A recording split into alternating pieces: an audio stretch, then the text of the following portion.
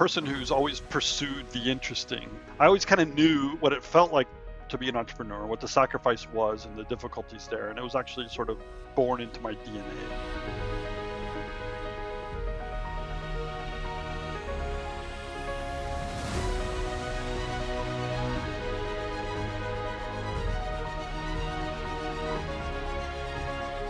And I knew at the time that the only option that would make me happy was to start a company. I wasn't ready to do it then. It was hard to commit to leaving a job with a salary. People don't really understand why you're leaving a perfectly good job in a prestigious brand to do something that no one's ever heard of and no one cares about. But I was blissfully happy because I wanted to be able to have the strength to make the commitment for a long time. So when I finally did it, it was great.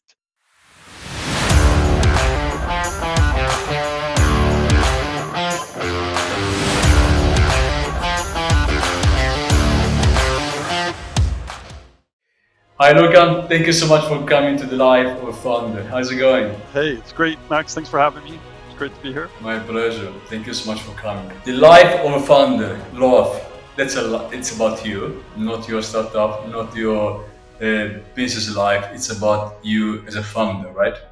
Because we all know that behind companies there are humans, and behind startups at the very beginning, it's just about founders. There's nothing to talk. We don't talk about companies, we talk about founders. Absolutely. For the first 12, 24 months, with any possible doubt. For starting, would you like to give me a picture of yourself, where you come from, how it all started in your life? Yeah, I'm happy to. It's my life is an unusual one for sure, and I'm on my fourth career. So I'm a person who's always pursued the interesting. In absence of a strategy, let's say, perhaps, particularly when it comes to my career. So I grew up in Texas in a family of immigrants. We were heavily Italian dominated. My family's Italian Irish, and we grew up in a family business buying and distributing Italian food to restaurants in the industry. So I grew up in a family business. My mother was the entrepreneur, actually. My grandmother, my brothers, my father all worked in the companies at different phases in life. But it was my mother who was the sort of the point of reference for me. So I think there was always this undercurrent of, I always kind of knew what it felt like to be an entrepreneur, what the sacrifice was and the difficulties there. And it was actually sort of born into my DNA. I later in life went to work for nonprofits. I managed big development funds in Central America and Africa for USAID and other developmental agencies. I lived in South Sudan for long periods of time, East Africa and Southern Africa. So, after being raised in that family business, I kind of ran away from it, and I did a lot of work in the nonprofit world. I later in life decided to go back and do an MBA, a master's degree.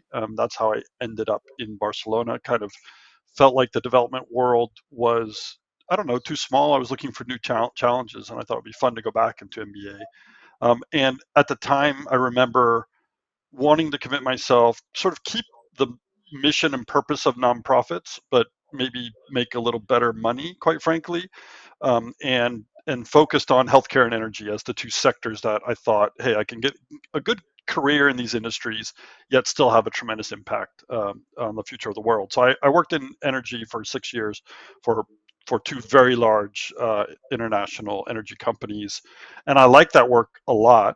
But at the end of the day, I decided to settle down here in Barcelona and raise a family, and I made a decision that meant moving away from big companies and kind of a traditional career path.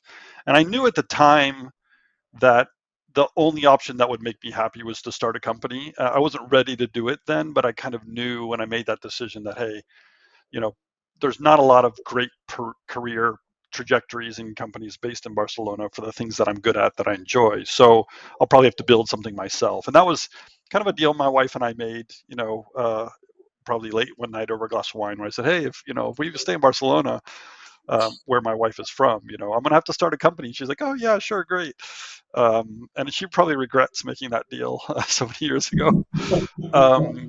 But I worked actually. I didn't go directly into opening a company. I went back to work at the business school where I worked, and I took the opportunity to teach the skills that I had in energy and in entrepreneurship, and also to learn more about the venture capital ecosystem, to learn more about how investors operated, and eventually training on those topics as well. So it's a really funny path for me. I mean, I spent 8 years training entrepreneurs before I ever became one myself.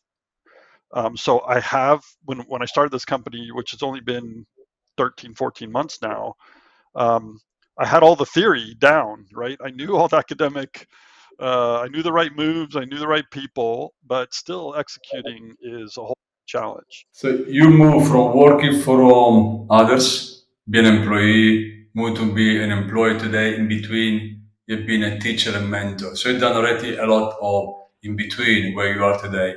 But taking this stage as a founder is a different, totally different story.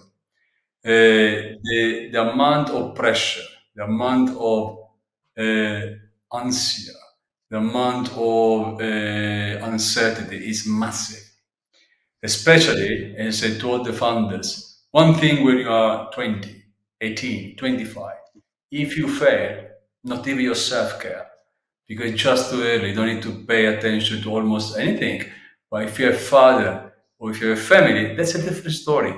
The pressure is too high sometimes to be handled. So my question is, why did you decide outside be bored by the previous job or not having enough way to go, right? To increase, to work a different level, having enhance your career. But why did you take such a big step?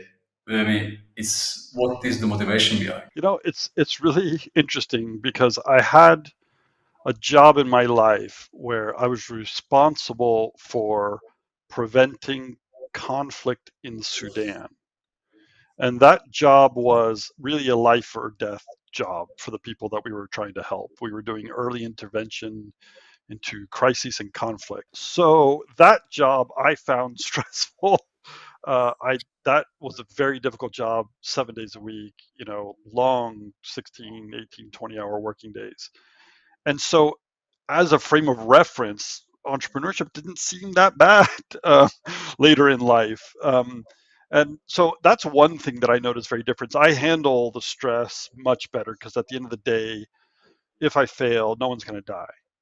And that wasn't always true in jobs that I've had in the past. So I have a very different perspective than other founders have, I think, in that particular element. The second is, there's thriving and surviving, and I think you can survive for a long time before you thrive. And surviving is a question of gut and just pure will, right? I Our company can sell anything, and we will sell whatever we need to sell to survive, right? But you're looking for that element to thrive. And so I've never really worried about whether the company can survive. I know we can. We're in a good, you picked a good industry, you picked a good product, we can survive. Now, whether we thrive or not is a different challenge. So again, I don't feel particular stress about, hey, am I going to eat tomorrow because this company survives or not? I'm quite confident that we will survive. And so I think not getting caught up in the world of, unicorn and big boom. Not all companies are going to be unicorns, and that doesn't have to be necessarily what we all strive for. The question is, how are you going to survive? How's the company going to survive? How are you going to survive in your situation? So, I've got two very different, I think, perspectives on those elements. Having grown up in a family, a business, and sometimes we were just barely surviving, but we always did. So the question becomes, how do you handle the stress of a thriving startup? I think, which is what most people think of. And it's that's the hardest part, especially for me. I have two young kids. I'm starting this company with young children. In Europe, we tend to be a little bit older as entrepreneurs. I'm mid 40s already. I'm starting this late in life, so have a little savings, have a little knowledge of market, have good friends, know a lot of investors. It's a different reality than when I was 25 and I didn't have those things. So having the right network, picking the right time to do it, having the confidence to get through stressful periods when you've lived through stressful periods is really helpful. So what's the success now is you have to enjoy being an entrepreneur. all of my friends are entrepreneurs or investors. I mean, I don't know if that's on purpose or just by accident, but I'm driven to people who are trying to build cool stuff. And so I don't work for me isn't work. I would rather be doing things for my company than most other things in the world, aside from being with my family.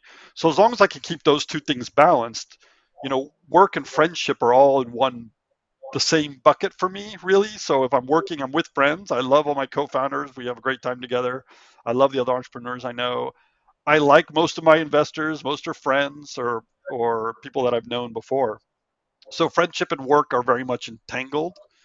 And again, I think growing up in a family business, I'm used to that. I'm used to mixing those two worlds. Um, so, if you have that as a base, then all I need to really focus on is the family, is the other elements. I'm raising children, I need to dedicate time there. I enjoy going to their games. I like going to the theater, that their shows, and I like going to all their practices that I can. So as long as I can maintain that balance of work and family, then it's not so bad. I think the people who really struggle are the ones that are trying to do, it's I think it's hard to have a very rich external life. I think it's very hard if you have a if you're running triathlons and trying to have an active dating life and trying to be with family, and do all of these things, it becomes overwhelming. But if you can manage to kind of merge some of those things together or do two or three of them at once, you're much more likely to find the time you need to enjoy the process, which is important. We talk about more. We talk more later about your balance between both pride and business. But what was the feeling when you started? Did you find yourself misplaced? But you come from a No, ecstatic. I mean, I've been wanting to start a company for so long that it was a relief to finally do it. It was hard to commit to leaving a job with a salary. It's hard, in social circles of non-entrepreneurs. People don't really understand why you're leaving a perfectly good job in a prestigious brand to do something that no one's ever heard of and no one cares about. You're so you leave this massive support network, and then all of a sudden you're just at home on your laptop alone, and you're a nobody. And a lot of people don't understand that trade-off. But I was blissfully happy because I'd wanted to be able to have the strength to make the commitment for a long time. So when I finally did it, it was great. And I noticed that when I'm busy and a lot of things are going on, it's very easy to maintain that enthusiasm. The hard moments are when at the end of a week you get a lot of no's, and you get to this point where it's not clear what the next steps forward are. Those moments are hard because you're alone or you're with a co-founder and there's not a lot you can pull from to identify next steps. But what I find is in those dark moments where you're feeling really low, it's just time. It's like any anyone who's ever suffered loss knows the feeling, right? The only thing that heals wounds is time. And so if you're having one of those really down moments, just keep moving forward little by little, and eventually you're going to find yourself in a better place, and you'll see things differently, more optimistically, and you have to allow yourself the time and the space to kind of go through that process, and do it as fast as possible. You can't stay down too long, and I think probably great entrepreneurs make those down cycles last shorter and shorter if they can. what were the initial struggles? You must find some. You must have found something in your life that at the very beginning or your entrepreneurial life gave you some problems, right? Always. How long do we have together? At least a couple of minutes. The first question is always, will the product work? Will it work? Forget whether people like it or want it. Will it even work? I mean, that's the first struggle. And I don't know anyone who's ever built a product where that doubt didn't enter their mind. We all have a vision for the way it will work. We have a vision for the way we want it to work. But can you really produce something in a short period of time that adds value to somebody's life that they're willing to pay for? That's hard. There's a lot of dark days of self-doubt and doubting, not only myself, my co-founders, like, can they do what they said they could do? Can I do what I said I could do? Is any of this going to work? And I think, there's been tense moments as a founding team, and definitely tense moments even within family and relationship, right? If I'm feeling that kind of insecurity or doubt, people around me notice. They feel it, right? They can notice in my behavior. Um, and so those are hard moments to get through, and product in particular, because you can't always fix the problems with product, right? Sometimes there's solutions, sometimes there's just not. Yeah. Um, and then the question of money, people worry about money a lot. Money is of course a big deal. You need to have money to run. But I've always found it to be a secondary problem. You can always, I'm a little bit flexible, on taking salaries and, those kinds of things. So money's always been a secondary problem for me, but product is the primary. And we're still struggling with customer, uptake. That's always going to be a challenge of can we find enough customers fast enough to get big enough? I don't think that problem will ever go away. Of course, you need the cash in your account, otherwise, there's no way you can run anyway. But you're right, if you don't have any form of market fit, before or later the cash will finish and you must close. So, money, it's a problem, but 100% market fit is king. And without having the right product or service, no way, no money is going to make your market right. We've been already covering a bit. How does it work your life and private life and business? How do you find the balance in between? You know, um, I think it's funny because I had spent a long time, many years, training entrepreneurs and or aspiring entrepreneurs. And one thing that they always said that struck me as ironic was, I want to be my own boss so I can work when I want to. And you know, and I knew at the time, and I know it even more now.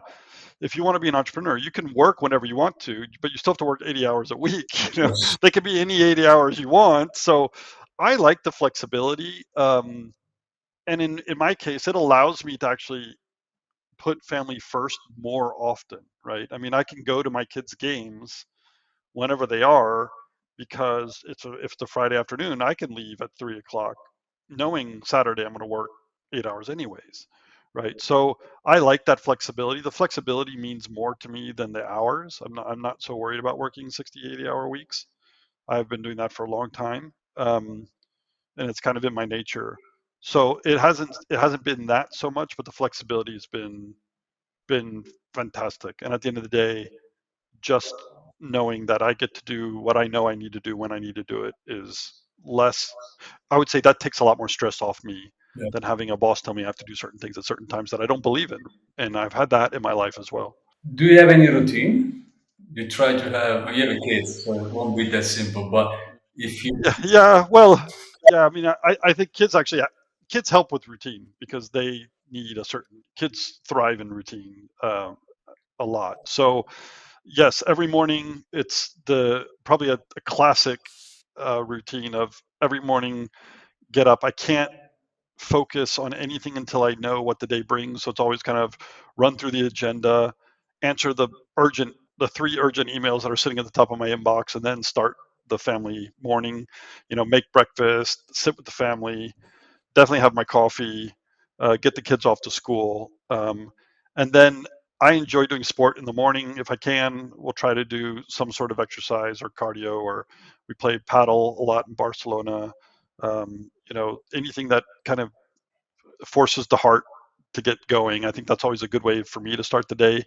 And then when I jump into the office, I'm kind of, my body's moving fast already. So winding down is the really hard part for me because if I found that if I need to calm myself down before I go to sleep, or I don't rest well.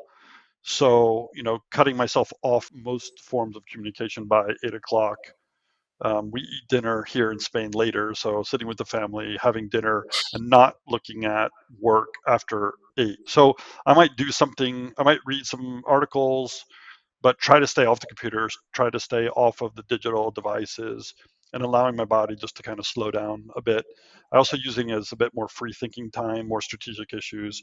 I sit with my Remarkable and I kind of map out, product design or a concept that I'm dealing with, or if we're hiring people, kind of just running through CVs in my mind and thinking about the candidates more fully, things like that, which are not quite as intense. But yeah, I try to keep the email to a limited time in the evenings and try to sort of decompress before I sleep. If you're not giving some rules to you, truly be working night and day. There is nothing to do. Respect. Today, you can be overwhelmed by message and emails. You have the email on your phone. You have the computer, the laptop in your house. So it's very complicated to stay away. So if you don't give to you some rules, you just work and that's it. At the very beginning of my career, I was thinking the more I work, the more I will get. Of course, it's not at all. Mhm. Many hours are uses, so you can use them for something different. And what I do now, when my bad day comes, I take even a break. Before it was impossible to take a break. Now I do. I just okay today. You know what? There's nothing I can do. I don't work. I refresh my brain tomorrow. Right. But how do you handle your bad day? And have you ever thought, I'm not a good founder, I'm not a good manager, I will never get there? You mean today? Yes. Yesterday? Yes. Every other day of my life? Yes. I mean, there's those moments all the time. Um, I think Max, I like what you said about, sometimes you just can't work, and I do find that to be true. Like, sometimes it'll be a Saturday, and I'll be like, no, I'm taking the day off. But sometimes it's Tuesday, or sometimes it's a Wednesday, and just allowing yourself to say no. I don't have the mojo I need to have. So resting is more valuable to the company than pushing through Yeah. in these circumstances. And that comes for me. That came with age. When I was young, I would just push through.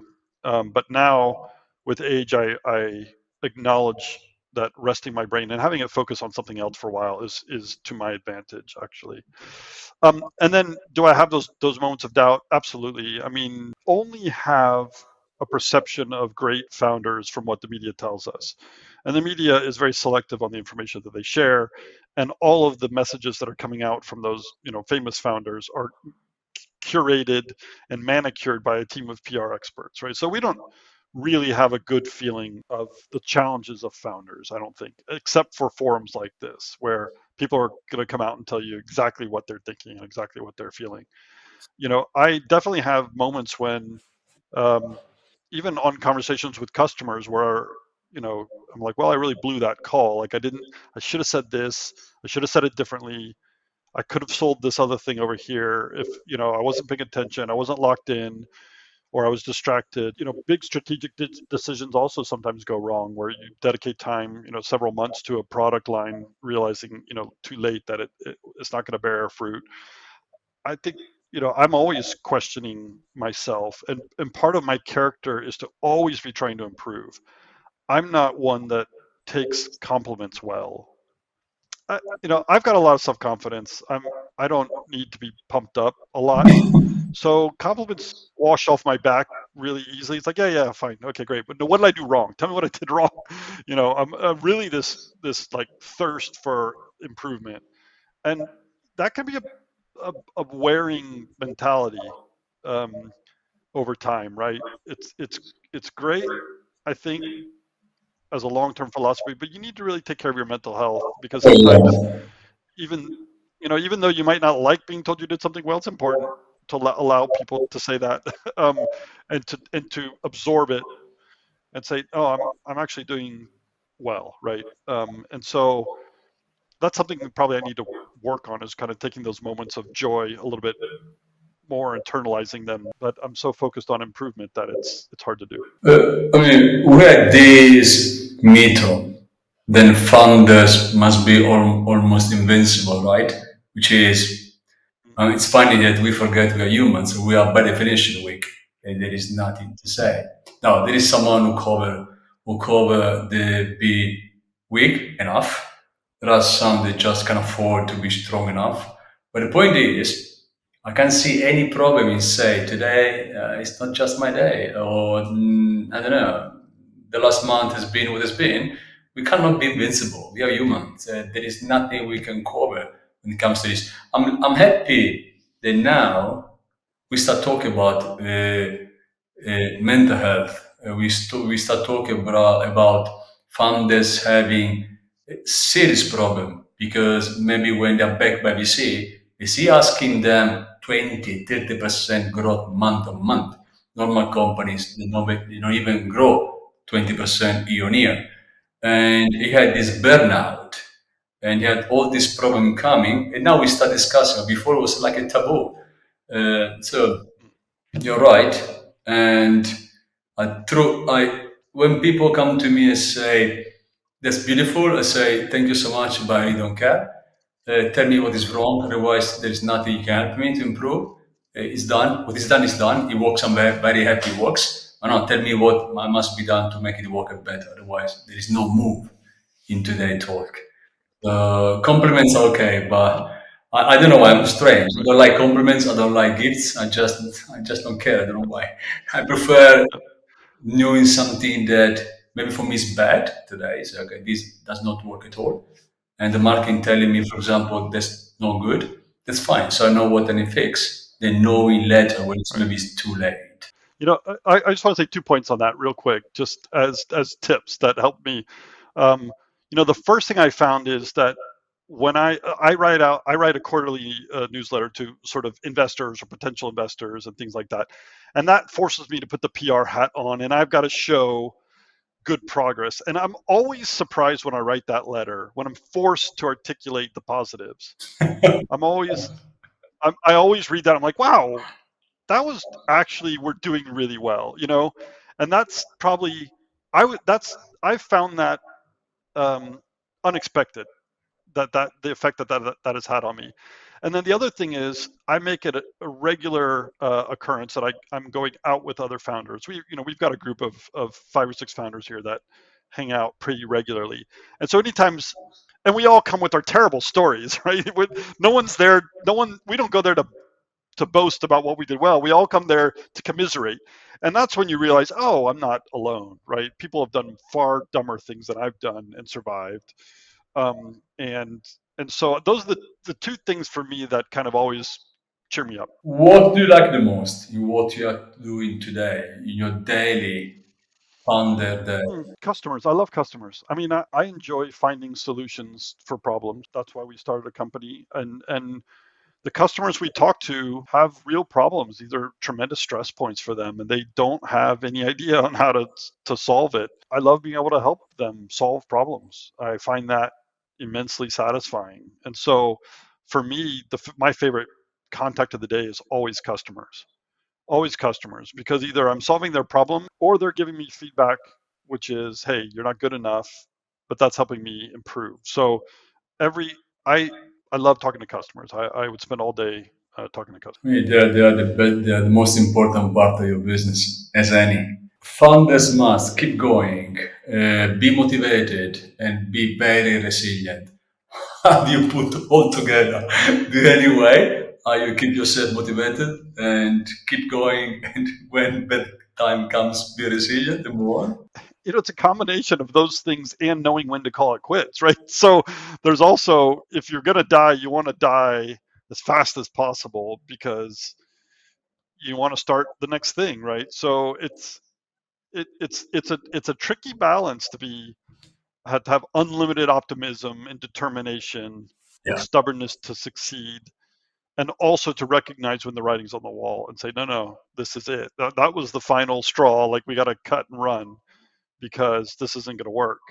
And I don't have a secret sauce there other than to say, for me, it's kind of a binary decision. And when I do have those doubts, I lean on external people and I kind of give them like, okay, like, this is what I have coaches and mentors for. It's like, listen, this is what I'm seeing, this is what I'm hearing, this is where we are. Should I be worried? And then if I get a lot of yeses, then I'll know it's time to seriously consider moving out. But I've never had that so far. I've gotten a lot of good feedback, but everyone's like, no, no, no, no, that's normal, that's normal. So I think it's good to have people around you that don't have the emotional investment, who know how startups are run, who are not your investors, people who don't have any interest in your company, just to kind of use as a sounding board to say, listen, am I crazy? Because I'm starting to get worried. And it's like, no, you're okay. It's like, okay, because I'm more inclined to fight to the death That my personality is not ever to call it a quit. So I don't have so much of trouble with motivation as as I do with knowing when to stop.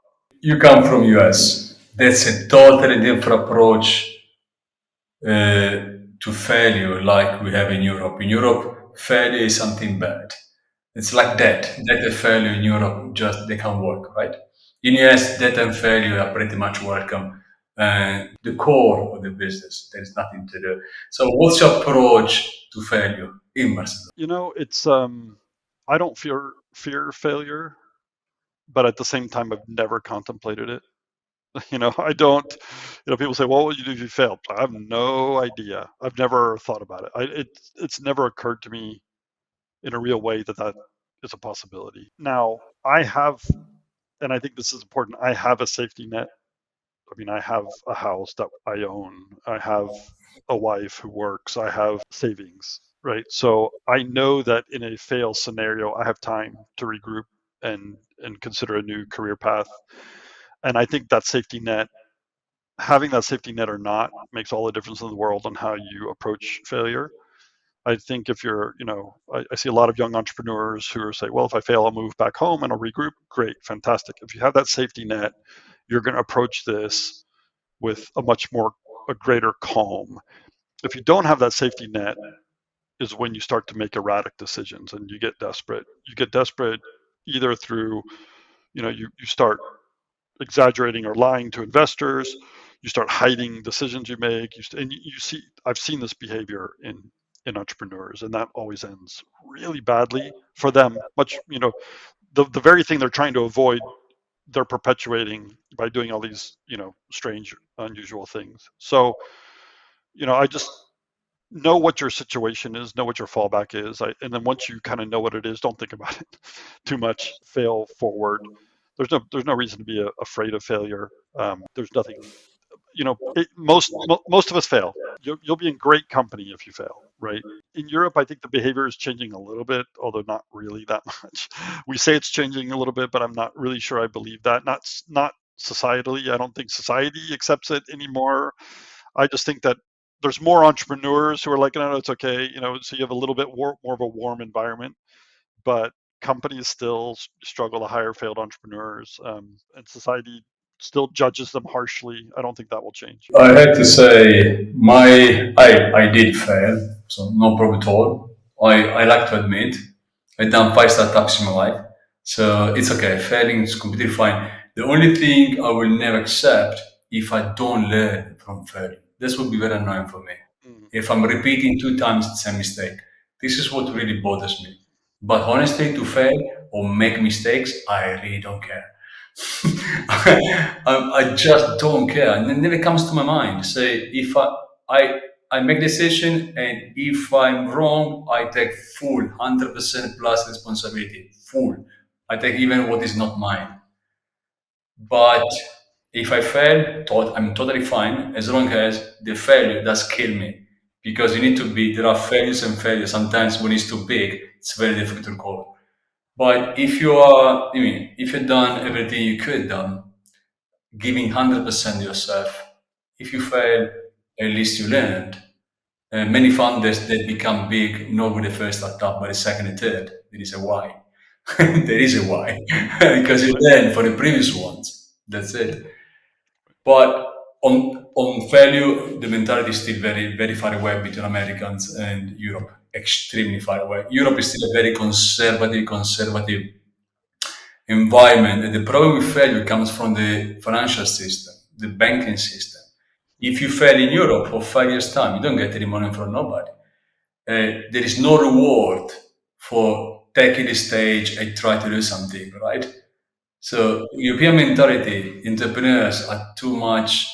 How can I say? They are not respected for who they are, and they are not rewarded for who they are. That's my point of view. But of course, it's just my point of view. You already talk about your spare time. I suppose you like to spend your time with your family, your kids. Yeah. I mean, I think kids had a good perspective on life always, and I've always enjoyed, yeah, doing whatever they want to do and enjoy growing up with them again. Kind of gives you a second shot at life. Yeah. It's fun to watch them learn the things that you learned or learn them differently. Yeah. So I take great joy in that. Yeah. Me, what's your take on today tech ecosystem? Are we doing well? Can we do more? It's our obligation to make the Yeah. world a better Yeah. I place. think it's more than demonstrated over the, and I hope this is clear, right? We've more than demonstrated that startups are the future fuel of economic growth for all societies. I mean, if you look at the 50 biggest companies in the world over the last, today, most of them were started within the last decade, Yeah. or the last 2 decades. And so we've moved away from these industrial conglomerates dominating the world economy. And why we're not doubling down more even on startups is a mystery to me, because the benefits are gonna vastly outweigh the costs. So there's a lot more that can be done in terms of supporting entrepreneurs, like you said. This undervalued, underappreciated effort that entrepreneurs put in, unpaid in early days, many times, or definitely underpaid for a long time. But if they get fired, they get the same unemployment benefits as everyone else. But they're making superhuman sacrifices in order to try to create economic growth and jobs for people effectively. That's what we're doing. And without us, the society would be in a much worse place. So, I think a lot more could be done from a regulatory perspective to accelerate this and support more startups. Let's not even get into healthcare. I mean, that's an area where a tremendous amount of things could be done. And then I think there's a lot that can be done in terms of creating better ecosystems. We're still a little too fragmented. The one thing the Americans have over Europe are these integrated ecosystems of elements which create successful entrepreneurs. Putting physicists and engineers and doctors and MBAs in a room together increases the probability something good is going to come out. And we struggle to do that here because we just don't have the same institution that create those chains more organically. So we have to do them inorganically, It's true. but that takes a lot more effort. If I'm sitting you with world leaders in a round table, what do you say to them? What is just does not work that must be fixed? Not only in tech. Listen, the ecology and environmental sustainability of planet Earth is the only thing any of us should care about. Barcelona's in a drought. I was in Texas visiting my family. Drought. Both had the most severe droughts that they've ever had in their history. Well, in recorded history, in the same year. This is getting really bad really fast, and we all see it. But it's radically worse now than it was last year, and we're not doing radically different things. It's a game we're going to lose. And by lose, I don't mean human beings will be eliminated from planet Earth. There will always continue to be human beings here, but a lot of people are going to die in the process. I think the tipping point came and went. So now we're on the other side, and what are we going to do about it? And I don't think those questions are even being considered. And don't get me started on politicians. I mean, I have little to no purpose for politicians these days. They've become radicalized. They're so focused on power that they don't make good compromise decisions anymore. And that's in most societies, in most countries, certainly the ones that I'm familiar with. We need better politicians. We deserve better politicians, but we keep voting bad politicians. So I mean, I don't know how to end that cycle. So for me, environment and politics are the two global crises that we need to spend our time fixing. That's true. It's so complicated. It's easier to fix the environment than politicians. Uh, Mm. that's better not to talk about. What really touch you, then you can fight for. I would say the thing that's most important to me being a father is child protection. That's the one global cause that can never get enough attention. And part of, even the business that I run has an element of, reducing child trafficking or human trafficking, making sure that children are protected. not pampered. I think we go too far in some ways, but making sure children are protected and given a chance in life to be healthy, I think is the most important thing. And you see increased, child poverty across Europe now. In the U.S., you're seeing increased, you know, uh, erosion of child protection as more and more countries break out into conflict. Less and less time and attention are being paid to these kinds of issues, and I think we're more responsible to children on this planet than the responsibility we take for it. So that's the one issue that I feel particularly close at heart for me and for my family. I'm sure you read. What's the best book and author you're reading in your life? I'm not a best guy. I'm not a. There's no book or quote or author that encapsulates my life philosophy. I like different books for different reasons, and I take the good and the bad from different authors in different moments. Um, I go back to the Tao of Pooh quite often, and I take a lot of consolation from finding spirituality in the day to day. But there's dozens of authors. Thomas Merton inspired a lot of my young um, belief and young philosophy about how to treat other human beings. And I grew up Catholic, but I was always heavily influenced by Buddhism. So there's a lot of I like to read. I guess instead of choosing an author, I would say read as much as you can. Every waking moment of your day that you have to read. You're going to learn something new. It's going to influence your life philosophy. It's going to give you quasi experience, learning from what other people did and what worked and what failed. So I won't I won't necessarily promote certain authors or lines, but just read. I'm happy for reading. Read a mystery novel if you want. I don't care, but get out there and read. I think reading is something that we don't do enough of, and I would love to see everybody read a book a month or a book a week would be phenomenal.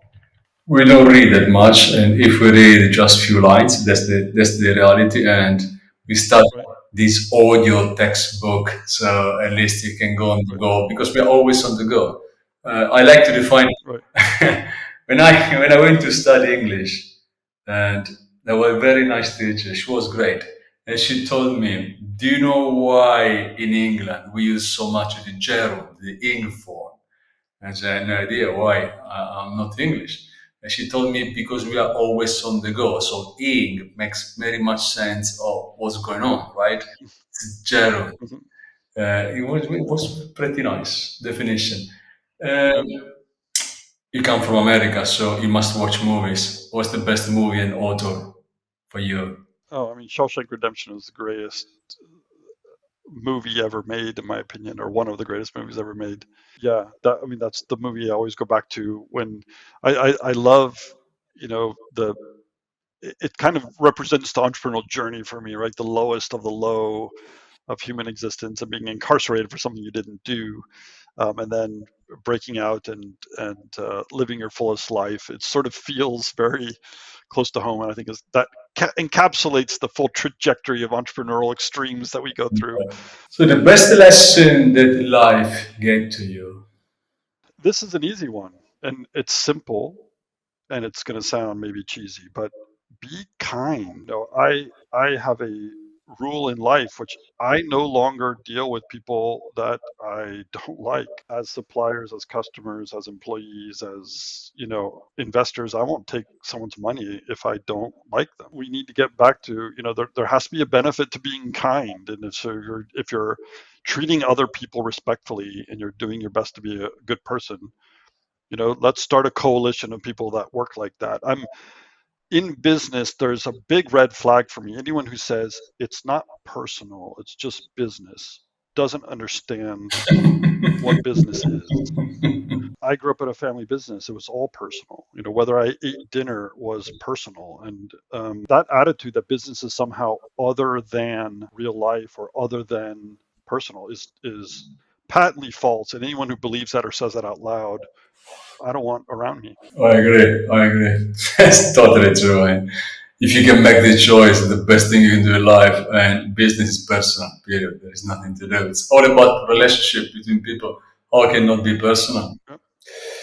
Anyway, so What's your greatest wish for you, your family, and for the entire world? You know, I don't strive to have an easy life. I don't think we should strive to have an easy life. I don't see the benefit in having an easy life. I strive for challenges that are worth fighting for and having the right tools to win the fights. Let me close with a recommendation, right? So, if you can recommend something to the founders, everyone is watching today because the life of founder is pretty much done for them. What can be? Not everyone is meant to be a founder. And if you're in, and we all question whether we should or we shouldn't. And probably the people who should be founders are the ones who are obsessed with the idea and just won't let it go. And if you're one of those people, do it. Stop thinking about it. Stop debating. Do it. Um, if you fail, you fail, and at least you'll know. And maybe you'll choose to do it again, and maybe you won't. But thinking about it once you're convinced it's the right thing for you isn't going to help. So dive into the pool, figure out what your safety net is. Once you have your safety net lined up, dive into the pool and jump in. The water is perfectly warm. We'd love to have you. Thank you so much for coming to the life of founder. It's been, as always, an My absolute pleasure. pleasure. Likewise, Max. Thanks for having me. Thank you.